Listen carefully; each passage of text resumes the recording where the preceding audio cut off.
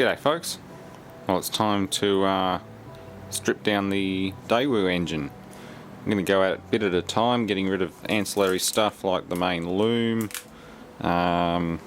intake hoses, coolant hoses, things like that. These use a solid state coil pack system, solid state ignition. There's a flange for a distributor, but these are not used on this model.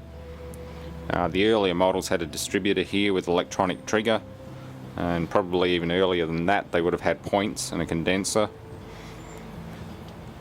But yeah, we're going to pull this thing to bits completely, one bit at a time. Start by stripping off the manifolds, all that sort of shit.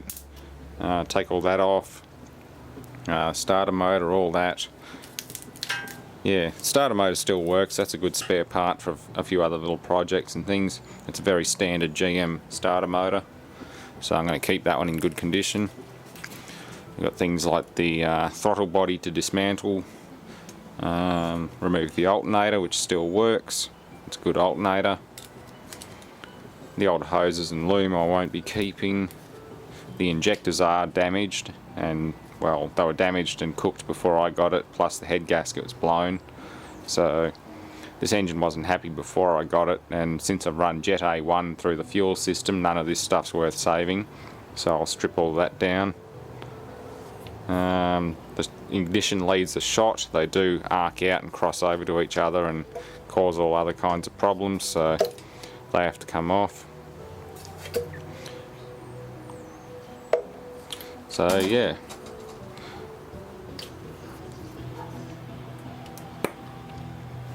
It's a shame, they're fairly decent leads, but they are arcing through and becoming very conductive, so not the best thing, at least on a car anyway.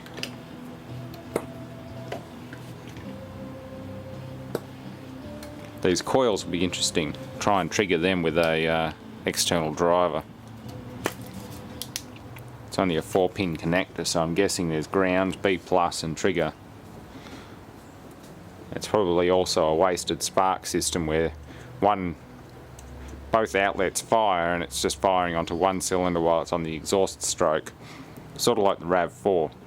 My RAV4 has a wasted spark system where it's got 2 coils, each with 2 high tension lead connections, but both outlets fire at the same time. So one cylinder's firing, the other one is just wasting the spark on the exhaust stroke.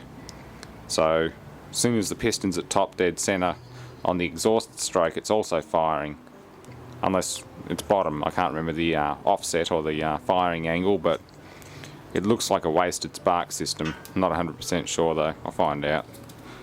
But yeah, and I did have this engine running on Jet-A1 with this unplugged, so there was no ignition and this thing was just sitting there crackling away all on its own. So yeah, the internals and the piston rings and things aren't going to be very happy with me.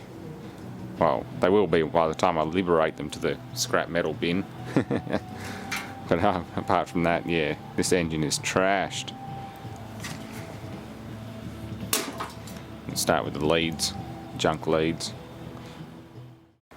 Okay, so as far as electricals go, I've already severed the ground connections there and to the starter motor body, I think it was. No, sorry, that one went to the transmission down there. There was also an eyelet on that one.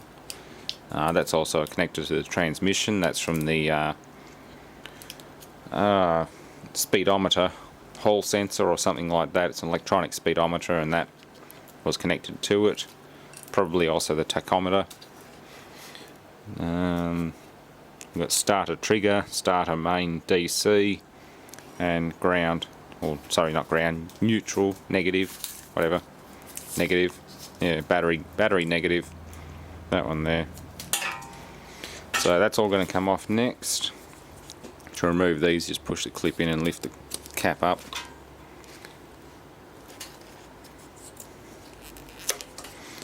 That's that half. The other half comes around the other side. There's a sensor down there. I'm not too sure what that does. We'll find out when I get the head off. That is a throttle position sensor. That's a potentiometer. Just sort of like a volume control potentiometer on your amplifier. That is a stepping motor or a solenoid, more than likely a stepping motor, because that's an idle air control passage, and that stepper will control the amount of airflow going to the engine during idle. If that's faulty, you'll get surging or hunting idle, or no idle, or it'll just run like a pig if that's faulty. And it's all built into one, so that's the part you replace if it is faulty.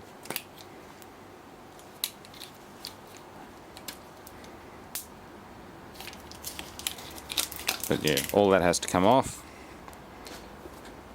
That is vacuum to the crankcase ventilation to the intake.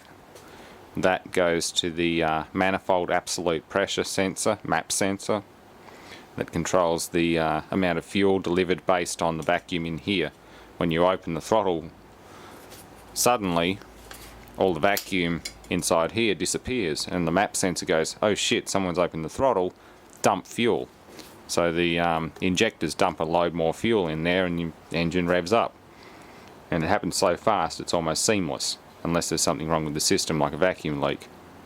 So that's what went on there, the MAP sensor.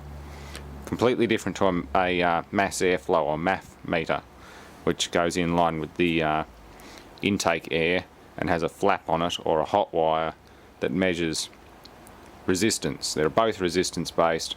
Hot wire measures resistance based on how hot or cold the wire is.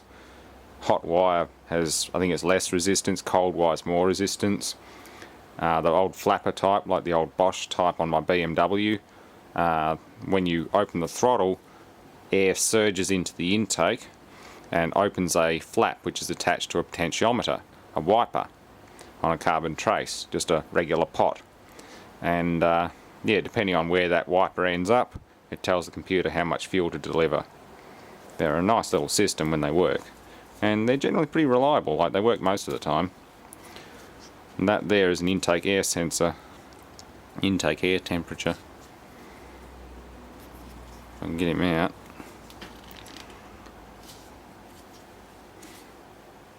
He's stuck in there pretty good, but that looks like an intake air temperature sensor that tells the PCM what temperature the air intake air is. Anyway, I'll keep stripping this down. Take off the injector clips and get all the loom out of there. Get rid of some more hoses. Like there's a heater tap in there. That's all fuel vapor and whatever return. It also goes up to the intake there. That's all for emission control. That's fuel vapor return solenoid valve. Apply 12 volt DC to there and the solenoid valve will open and allow return back to the carbon canister, I think. I'm pretty sure that's where that line went, to the carbon canister. It's not a high pressure line either, it's just pushed on there with a rubber coupling. Yeah. So that's fuel vapor back to carbon canister by the looks of it. Yeah, we'll get down here later because there's a crankshaft position sensor, inductive pickup, and that looks like a oil pressure sensor or oil light switch. Yeah, one wire, that's an oil light switch. The oil pump will be behind that, I guarantee it, driven straight off the crankshaft. Yeah, it's not much to them when you get down to it. If you've worked on car engines before, it's really easy to pick up on what each part is. Yeah, that's an inductive pickup for the crankshaft position. It's all to do with the timing of the ignition and the fuel injection. You can also see that flange there. That's where there would have been a camshaft position sensor, probably on an earlier model or something like that, because the camshaft main bearing journal's in there, and there would have been teeth similar to that, and an inductive pickup that counts the teeth and how fast they're travelling and whatever. It's based on velocity and position. It's a counter, an encoder of sorts, rotary encoder. So yeah, that's about it, I think. I'm going to take the intake off, and take the rest of the loom off, and take the rest of the coolant hoses off, because that goes off to radiator. That's a plastic moulding. It's fairly degraded and fragile, so it's not worth keeping. Yeah, we'll remove the coolant hoses and other garbage, and also remove the alternator. That's pretty straightforward. There's a bolt there, and there's a bracket up the top there with the slot in it for tensioning the belt. I can see the belt's had one of its grooves worn off it, and that's because one of the power steering lines is bent out of the way, and it's actually been rubbing on the belt the whole time. So yeah, you can see it's almost completely gone. It's supposed to come all the way out to the other side of the pulley, but it's been rubbing on the power steering low pressure line, suction line. Yeah, under the heat shield is a normal cast iron manifold. That's the oxygen sensor for the PCM, O2 sensor, lambda sensor, whatever you like to call it. I'll get that one out. I'm just starting to spin some of the nuts off, just use the rattle gun, rattle everything apart, and should be easy. Air conditioning compressor, again, it's a leaky, nasty compressor. It's now half seized because it's had water through it, but I'll do a full autopsy on that. It was never happy to begin with, and it's less happy now. Gates V-belt. What's left of the serpentine belt. It's all rusty and worn and chewed apart. It's junk. But yeah, I'm just starting to well, I guess I'll upsize the socket. I think they're 14mm on the alternator bracket and all this stuff. Go over it with the 14mm now that I've done the 12s, and knock all the rest of this stuff off. Oh, there's the exhaust gasket. The O2 sensor would have been having an absolute shit fit with the Jet A1 going past it. I'll unscrew that, but that's an oxygen sensor, O2 sensor or lambda sensor, whatever you like to call it. This is just parts for primary separation and sorting. Yeah. Okay, well, you can see there's clearly a water pump in there. Plastic housing crap. Driven by the timing belt. Sort of like Toyotas and that sort of thing. A lot of them are driven by the timing belt. That's power steering. It's a vane pump. That should be very useful in the future. I've got a jet turbine engine project that needs a low pressure oil pump, so running this through a valve body with a pressure regulator should be just fine. I'll just direct drive it or belt drive it from a 3-phase motor. I've got the spark plugs out. That one there's lightly sooted. Well, it's sooted, but it's not oily. These three here are really oily and nasty. I think that was the only one that was doing something when this engine stopped. But yeah, they're definitely burnt. I had new ones, so I put them in when I got the car and pretty much destroyed them. Like, they're not melted, the electrode gaps aren't melted apart or anything like that, but it's not happy. I'll clean these up and put them in the little car, Festiva. Yeah. Not very old, but running on Jet A1 would have created excessive combustion heat. Okay, we've got the timing covers and everything off. Everything off that side. The timing belt is anything but tight though. I don't know who replaced it, but yeah, tensioning fail. It hasn't slipped, but it's not good, especially when it gets a bit older, and yeah, bad things start to happen. Anyway, I just thought I'd spin it over. I might even take the cover off the cam and see what happens, but straight to the starter motor. As you can see, you got a timing pulley on the crankshaft end. Uses the water pump as one of the idlers. There's a tensioner in there. There's a tensioner there. That's what obviously is supposed to adjust to take that kind of excess slack out of the belt. So it's been on there a fair while. It's worn some of the markings off it. You can still make out that it's a Gates belt. And up to here, up to the camshaft, single overhead cam.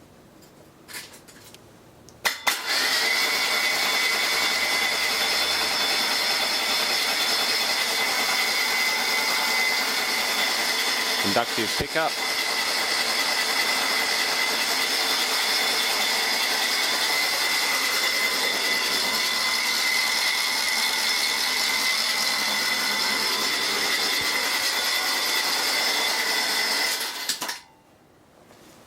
Yeah, I'll remove some more parts, probably remove the top cover actually. I'll remove that and I'll have a close look at it.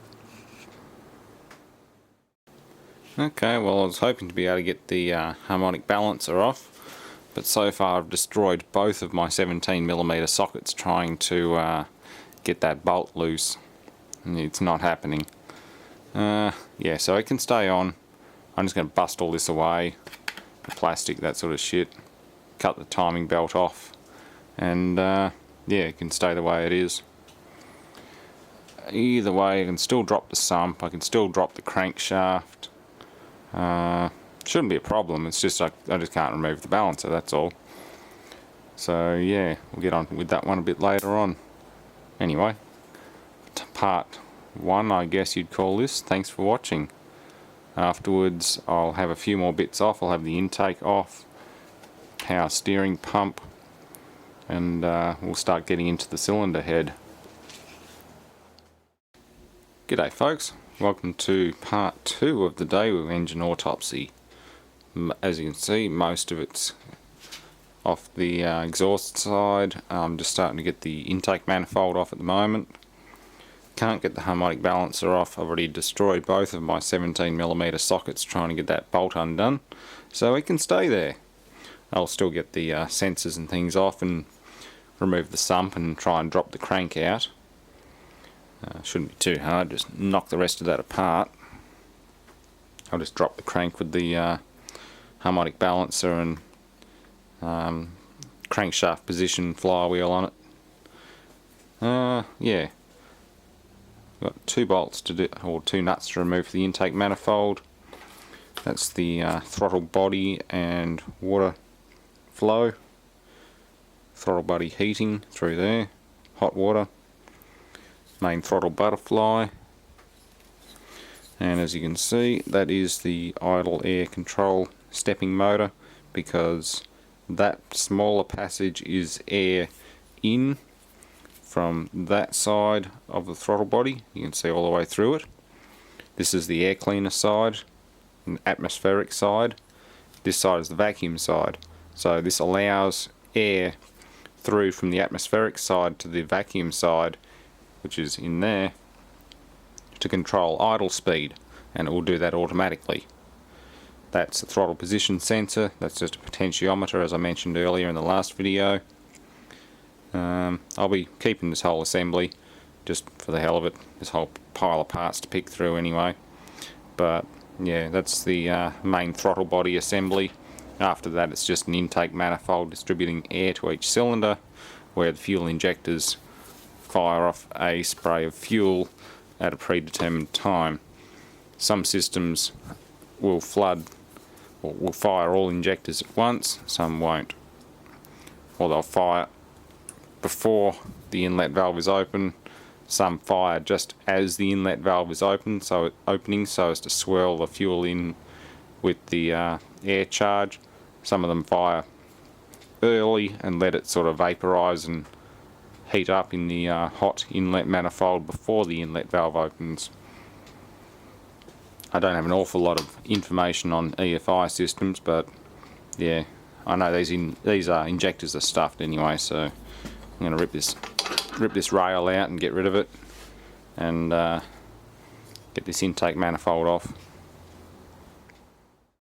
Okay, well, I just took the main oil return hose off from the top end, and yeah, stuff's not so good in there.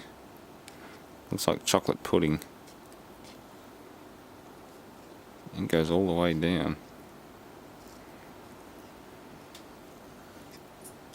Yep, ain't no oil getting through there. Holy crap. That whole return pipe is completely full of chocolate pudding. What a mess. I know there's oil returns down past the head, but still, come on. That's unbelievably bad. I guess that's where it all condenses. Moisture and oil residue and soot. Yeah, it's pretty bad. That goes straight into the side of the cylinder head. That's oil return. Supposed to be anyway. Yuck.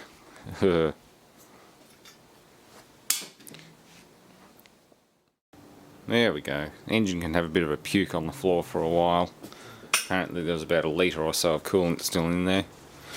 After cutting the main water pump suction line off. That one there. That's the moulded poly pipe. Yeah, might still be good, but yuck. I hate plastic pipes in cars like that. Rather make one out of copper. Might be a little bit heavier, but at least it'll outlast the vehicle. While we're down here. Yeah, some will be easy enough to get off. Do I have to take flywheel off? Hopefully not. If I do, well... Oh yeah, I can get in there. Yeah, interesting. I want to be able to crank it over with the head and the sump off, that's all. Daewoo. Yeah, that exhaust port's clear, but these ones here are oily as hell. You can tell which injectors were working and which ones weren't. The water pump discharge outlet.